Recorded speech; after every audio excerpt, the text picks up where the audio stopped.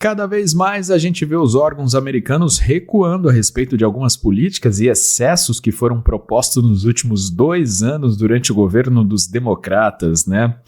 Esses órgãos recuam mais uma vez e agora sobre um tema muito importante e delicado para todos os que de fato investem em cripto de forma nativa, né? Recentemente, a Receita dos Estados Unidos tirou a obrigação de colocar os endereços das carteiras de cripto no formulário de imposto sobre as criptos. E tão quentinho quanto essa novidade tá esse café maravilhoso aqui. Que é isso, hein? Enquanto isso, vai se inscrevendo no canal aí ou siga o Dinheiro na Conversa, @Dinheiro na Conversa, aonde quer que você esteja me escutando agora. Para começar explicando essa história de maneira simples, para quem não conhece muito bem o universo das criptomoedas, um dos grandes diferenciais em cripto é que você pode guardar o seu próprio dinheiro com você. Mas aí você vai me dizer que já faz isso com o aplicativo do banco, certo? Então, eu já começo te dizendo que são coisas diferentes. Afinal, esse é o aplicativo do banco, o sistema do banco. Um sistema em que o banco tem acesso livre e, claro, com o seu consentimento também, mas com o consentimento da justiça, de governos, eles podem congelar o seu dinheiro a qualquer momento, certo? Como já acontece hoje em dia e já aconteceu várias vezes em diversos lugares pelo mundo. E aí que cripto se diferencia? No caso das criptomoedas, nós temos as chamadas carteiras digitais, que todo mundo costuma falar em inglês, as wallets, né? E é exatamente como aquela carteira que a gente leva conosco no bolso, sabe? Só que melhor, tá? Tem grandes diferenciais. Essa carteira digital, ela é online, óbvio, ela pode estar em diversos lugares, dispositivos diferentes, você pode carregar como um pendrive ou, se preferir, até mesmo um aplicativo no seu celular. E no caso do dinheiro que está lá dentro das criptos que estão com você, né? Só você tem acesso, porque quando você adquire uma carteira digital é criada uma senha de 12 a 24 palavras, dependendo da carteira, que só você tem acesso. Então, logo nesse caso, ninguém poderá congelar seu dinheiro, seja onde for que estiver, tá? E claro, é só um resumo, porque existem recomendações e níveis de segurança sugeridos para se ter uma carteira digital de cripto, tá? Como tudo na vida, né? Requer conhecimento e principalmente vivência. Essas carteiras digitais de cripto, elas têm um endereço, como se fosse um endereço de e-mail que todo mundo pode ver. Esse endereço, dentro da blockchain, a gente consegue rastrear e verificar todas as transações que ele faz através desse endereço. Porque, como eu expliquei, tudo fica registrado para sempre na blockchain. Lá no episódio 3, tá? Para entender um pouco mais de blockchain. Porém, quando um órgão governamental tem o seu endereço de carteira, é como se ele pudesse saber tudo o que você está fazendo com o seu dinheiro. E aí você pode me falar, não, mas hoje em dia já é assim, né? Não é assim com os bancos? Sim, exatamente. Por isso e por outras também, né, que cripto mudou um pouco disso. Lembrando que é só um resumo, tá? Eu teria mais aspectos para trazer, mas além de ser uma invasão de privacidade de qualquer governo que possa estar invadindo sua privacidade em algo que você mantém a custódia e não necessita dele, né? Por exemplo, para isso. Então, existe, porque o banco, beleza, o banco a gente tem aqui o nosso aplicativo de dinheiro, né? Mas é ele que faz a custódia, é o banco. Então, ok, é o sistema do banco, né? No caso das criptos, existe essa independência. Então, assim, existe também o risco de vazamento de dados, né? Existe muito vazamento de dados, né?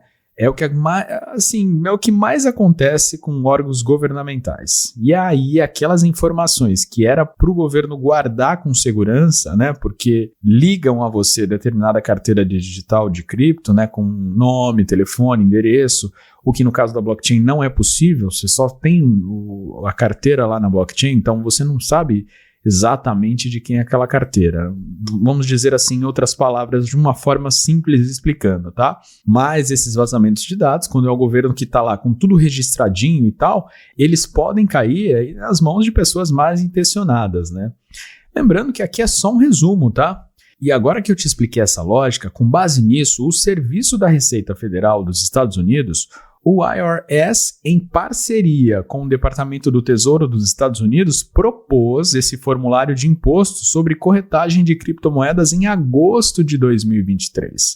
Os primeiros rascunhos exigiam que as pessoas informassem o endereço da carteira digital e indicassem se os ativos eram considerados valores mobiliários não cobertos. Não sabe o que é valor imobiliário? Volta no episódio 9, tá?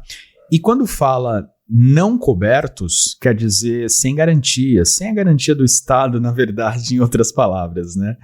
E esse é um outro assunto também que pode ser um pouco maior o tempo para poder explicar para vocês, mas é mais ou menos isso em outras palavras. No entanto, preocupações com a privacidade e o impacto no setor de finanças descentralizadas foram levantadas pela indústria cripto depois de saber disso lá em agosto de 2023, né, quando eles disseram que tinha que colocar o endereço, etc.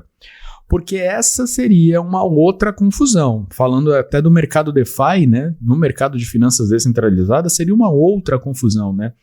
Porque praticamente totalmente infundado somar isso a uma dinâmica das finanças descentralizadas em cripto, né? Para quem não sabe o que eu tô falando, episódio 3 e 10, para quem quer saber mais, tá? Mas parece que os ares estão mudando nos Estados Unidos, né? Recomendo episódios 6 e 8 para saber mais. O Serviço de Receita Federal dos Estados Unidos, o IRS, atualizou o formulário de impostos sobre criptomoedas e removeu o pedido de endereço de carteiras. Esse formulário será usado para reportar transações de criptomoedas em contas de corretagem, né? O Deacon, chefe de polícias globais de ativos digitais no Crypto Council for Innovation, comentou nas redes sociais que a partir de 2025 os corretores usarão esse formulário, né, para relatar transações de ativos digitais aos seus clientes. Porque isso foi proposto lá em 2023, né? A Receita Americana não tinha definido ainda 100% as regras. A versão mais recente do formulário removeu a exigência de informar os endereços de carteiras digitais, como falou o Jim Ken, né? IDs de transações e a data de compra dos ativos, né? A data de aquisição, o que representa grandes mudanças, hein? Esse formulário que eu estou te falando é o 1099-DA, que vai acompanhar os ganhos com transações de ativos digitais realizadas por corretores e que deve entrar em vigor aí parcialmente em 2025. Segundo o rascunho atualizado em 8 de agosto, né? Recentemente. Um alívio para os investidores americanos de cripto, não é? Aqui no Brasil, infelizmente, a tendência parece ser outra, né? Até por conta de como pensa o assunto a gestão atual nossa, né? E, infelizmente, a gente sabe que hora e meia haverão mais investidas governamentais, né? Ataques ao povo que quer cuidar do seu próprio dinheiro e não depender mais de um Estado para tomar decisões a respeito, né? A gente tem experimentos governamentais nesse setor de ativos digitais muito perigosos, como as CDBCs, que são as moedas de bancos centrais digitais, mas esse papo é para outro episódio, tá? Que também é muito importante. Mas e você? O que você pensa sobre esse assunto? Deixa seu comentário. Um grande abraço e até o próximo.